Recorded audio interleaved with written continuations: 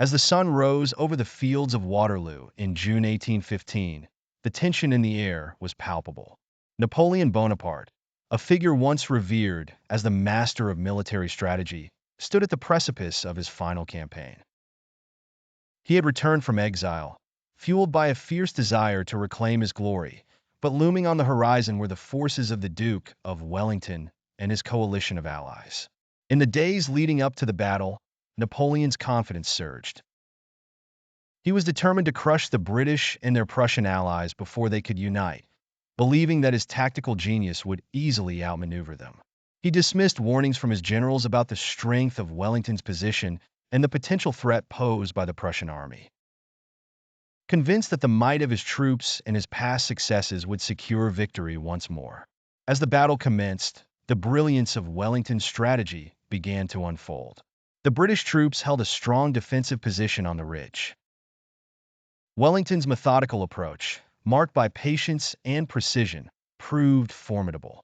Each movement was calculated, countering Napoleon's aggressive tactics with disciplined resilience. The British forces stood firm, despite the relentless attacks from the French. But as the day wore on, it became clear that Napoleon's overconfidence was his greatest enemy. He underestimated the resolve of his opponents and the crucial timing of their responses. While he sought to exploit weaknesses in Wellington's line, he failed to account for the swift arrival of the Prussian forces. Led by Gebhard Leberecht von Blücher, who surged onto the battlefield, striking the French flank. In the chaos of battle, Napoleon's initial plans unraveled. His troops, once driven by the fervor of his leadership, began to falter under the combined pressure of Wellington's forces and the unexpected onslaught from the Prussians. It was a moment of reckoning. The very strategies that had brought him triumph in the past now crumbled against the unified resolve of his enemies.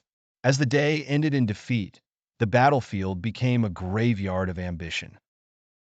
Napoleon realized that the stakes of war transcended mere strategy. They were entwined with the hubris that had led him to dismiss the capabilities of his adversaries. His dreams of empire lay shattered, replaced by the stark reality of his downfall. In the aftermath, the question lingered: was it the brilliance of Wellington's strategy or Napoleon's own arrogance that sealed his fate? The Battle of Waterloo became a symbol of the delicate balance between confidence and overreach. A lesson etched into the annals of history, where the fall of a once great leader served as a reminder of the perils that accompany unchecked ambition.